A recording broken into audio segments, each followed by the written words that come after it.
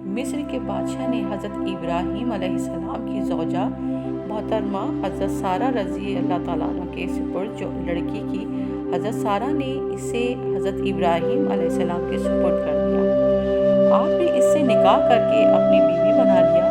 یہ لڑکی جس کا نام ہاجرہ تھا، اللہ نے اس سے بیٹا عطا کیا جن کا نام اسماعیل رکھا گیا۔ بچہ ابھی شیر خوار ہی تھا کہ ابراہیم علیہ السلام نے دونوں ماں بیٹے کو ہمراہ لیا اور فلسطین سے حجاز کی طرف لمبا سفر شروع کر دیا۔ وہ مکے میں آئے، تب یہاں نہ کوئی آبادی تھی اور نہ پانی تھا، خشک پہاڑ اور جنگل تھا۔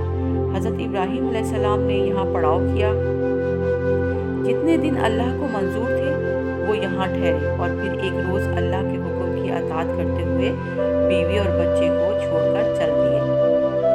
حضرت ابراہیم علیہ السلام الوداع ہو کر جا رہے تھے اور ننھے اسماعیل کی والدہ اپنے خاوند کے پیچھے پیچھے چل رہی تھی۔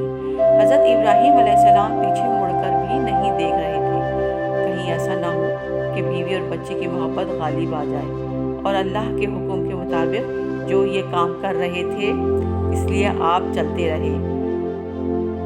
پیاری بیوی ہاجرہ کی آوازیں یقیناً حضرت ابراہیم علیہ السلام کے دل پر لگ رہی ہوں گی۔ وہ اولاد جو اللہ نے عمر کے آخری حصے میں دی، یقیناً اولاد کتنی ہی عزیز ہوتی ہے، مگر اللہ کے حکم کو سامنے رکھتے ہوئے آگے چلتے رہے۔ حضرت ہاجرہ آوازیں دیتی جا رہی تھی، اے ابراہیم، آپ کہاں جا رہے ہیں؟ آپ ہمیں اس وادی میں چھوڑ رہے ہیں جس میں نہ کوئی انسان ہے اور نہ کوئی اور چیز ہے۔ ایک دوسرے حدیث میں آتا ہے کہ حضرت ہاجرہ نے اپنے خاوند کو اس طرح آواز دی کہ اے ابراہیم، ہمیں کس کے پاس چھوڑے جا رہے ہو؟ حضرت ابراہیم علیہ السلام نے جواب دیا، اللہ کے پاس۔ حضرت ہاجرہ نے فوراً زبان سے نکالا، میں اللہ کے ساتھ راضی و رضا۔ چلتے چلتے مزید پوچھا، کیا اللہ نے آپ کو ایسا کرنے کا حکم دیا ہے؟ حضرت ابراہیم علیہ السلام نے بولے، ہاں۔ یہ سنتے ہی حضرت ہاجرہ کی رضا یقین میں بدل گئی اور انہوں نے کہا، یہ بات ہے تو اللہ ہمیں ضائع نہیں کرے گا۔ حضرت ابراہیم علیہ السلام نظروں سے اوجھل ہو گئے۔ اب حضرت ہاجرہ نے واپسی کی راہ لی اور بیت اللہ کے پاس آ کر بیٹھ گئے۔ دوسری جانب حضرت ابراہیم علیہ السلام چلتے ہوئے ایک مکان پر پہنچے۔ وہاں اللہ کے خلیل ٹھہر گئے، چہرہ کعبے کی طرف کیا، ہاتھ بلند کیا اور اپنے اللہ سے مخاطب ہوئے، اے پروردگار، میں نے اپنی اولاد کو میدان مکہ میں جہاں کھیتی نہیں ہے تیری عزت و ادب والے گھر کے پاس لا بسائی ہے۔ اے میرے پروردگار، تاکہ یہ نماز پڑھیں تو لوگوں کے دلوں کو ایسا کر دے کہ ان کی طرف جھکے رہیں اور ان کی میووں سے روزی دے تاکہ تیرا شکر کریں۔ حضرت ابراہیم علیہ السلام فلسطین چلے گئے۔ دوسری جانب حضرت ہاجرہ کے پاس کھانے کو کھجوروں اور ایک تھیلا تھا اور پینے کا پانی کا مشکیزہ تھا۔ چند دنوں کے بعد پانی ختم ہو گیا اور پھر نوبت یہاں تک پہنچی کہ پیاس ستانے لگی۔ حضرت ہاجرہ تو پیاسی تھیں مگر ننھا اسماعیل بھی پیاسا تھا۔ مسلسل پانی نہ پینے کی وجہ سے ننھے اسماعیل کے لیے والدہ پانی کی تلاش میں نکلی۔ اسماعیل روتے جا رہے تھے، شدید رونے کی وجہ سے ان کی حلق خشک ہو گئی تھی اور پیاس کی وجہ سے شدت تڑپ رہے تھے۔ تھوڑی دیر بعد رونے کی سکت بھی ختم ہو چکی تھی۔ حضرت ہاجرہ کے ساتھ اس کا ویران جگہ پر سوائے اسماعیل کے کوئی نہ تھا۔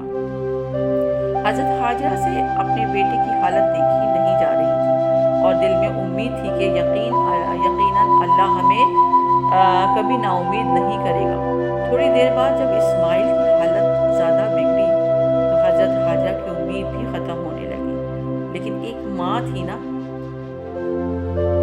اس کی بس میں یہی تھا کہ وہ دوڑ لگاتی۔ چند قدموں کے فاصلے پر ایک پہاڑی ٹیلا جس کا نام صفا ہے، حضرت ہاجرہ اس پر چڑھی کہ شاید کوئی بندہ نظر آ جائے۔ اس دکھ کی گھڑی میں کہیں سے بھی مدد آ جائے۔ اوپر چڑھ کر دیکھا مگر کوئی بھی نظر نہ آیا۔ پھر کعبے کی طرف منہ کیا، لخت جگر پر نظر دوڑائی नन्हा इस्माइल हाथ पांव मार रहा था। नन्हे इस्माइल की माँ ममता की मारी अब फिर तेजी से कदम उठाने लगी। सामने एक पहाड़ी थी जिसका नाम मरवा था। इस पर चढ़ने लग गई। वहाँ से कोई मदद नजर आ जाए, मगर वहाँ पे भी कोई मदद नजर ना आई।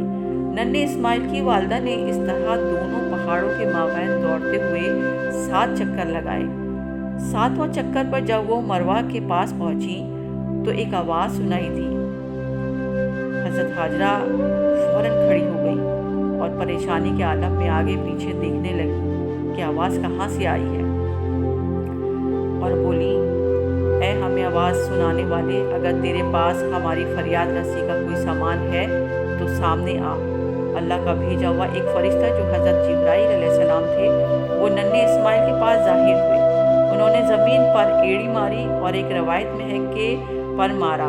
पानी का चश्मा फूट निकला, वो फवारा बनकर उबलने लगा। नन्हे इस्माइल पर पानी की छींटें पड़ने लगी। हज़रत हाजरा ने यह मंजर देखा, फ़ौरन इस्माइल की तरफ दौड़ी। हमारी रूहानी माँ कुर्बान उनकी ईमान और हौसले पर, सब्र पर, जो आखिरी वक्त तक कायम रहा। वगन दूसरी तरफ अल्लाह की कसम, हज़रत हाजरा बेबसी के इस आलम में भी जिस कदर जो कर सकती थी वो किया, मगर आखिरी लम्हात तक ज़बान से शिकवा नहीं किया। अल्लाहु अकबर। मौला करीम ने भी अपनी बंदी और अपने बंदे को ऊंचा मुकाम देना था, लिहाजा आजमाइश भी इतनी ही सख्त थी, बल्कि ज़िंदगी के आखिरी लम्हे तक आजमाइश को जारी रखा। हज़रत हाजरा कामयाब हो गई। हज़रत हाजरा जब नन्हे इस्माइल के पास पहुंची, इस्माइल को पानी पिलाया और खुद भी पिया। हज़रत हाजरा ने जल्दी से चुल्लू भर कर अपनी पानी की थैली भरने लग गई कि पानी ख़त्म ना हो जाए, मगर पानी का जोश बढ़ता जाता था। फरिश्ते ने हज़रत हाजरा को मुखातिब होकर कहा कि ज़ाया हो जाने का खौफ मत खाओ, यहाँ पर अल्लाह का घर है। ये नन्हा बच्चा और इसका बाप अनकरीब इस घर को बनाएंगे और इस घर के पासबानों को अल्लाह ज़ाया नहीं करेगा। हज़रत हाजरा ने जब ये सुना तो मज़ीद इत्मीनान नसीब हुआ। अब इस अंदेशे के तहत कि पानी इधर उधर ज़ाया ना हो, हज़रत हाजरा ने पानी के इर्द गिर्द पत्थर वगैरह रख कर एक रास्ता बनाया शुरू कर दिया। अल्लाह के रसूल सल्लल्लाहु अलैहि वसल्लम ने फरमाया, ए अल्लाह इस्माइल की माँ पर रहम करे, अगर वो जमजम को यूं ही छोड़ देती तो वो जारी चश्मे की शक्ल में रहता। अल्लाह ताला को हज़रत हाजरा का ये अमल इतना पसंद आया कि अपने प्यारे आखिरी नबी जनाब मोहम्मद सल्लल्लाहु अलैहि वसल्लम की उम्मत के लिए हाजियों पर यह फ़र्ज़ कर दिया, जो भी काबे की ज़ियारत के लिए आएगा वो सफ़ा और मरवा के दरमियान 7 चक्कर लगाए और वादी के दरमियान इस तरह तेज़ दौड़ेगा जिस तरह हज़रत हाजरा ने तेज़ दौड़ लगाई थी। ये अल्लाह करीम को अपनी बंदी का अमल इतना पसंद आया, क़यामत के दिन तक इसको दीन का हिस्सा बना दिया। अल्लाह उनसे राज़ी, वो अपने अल्लाह से राज़ी।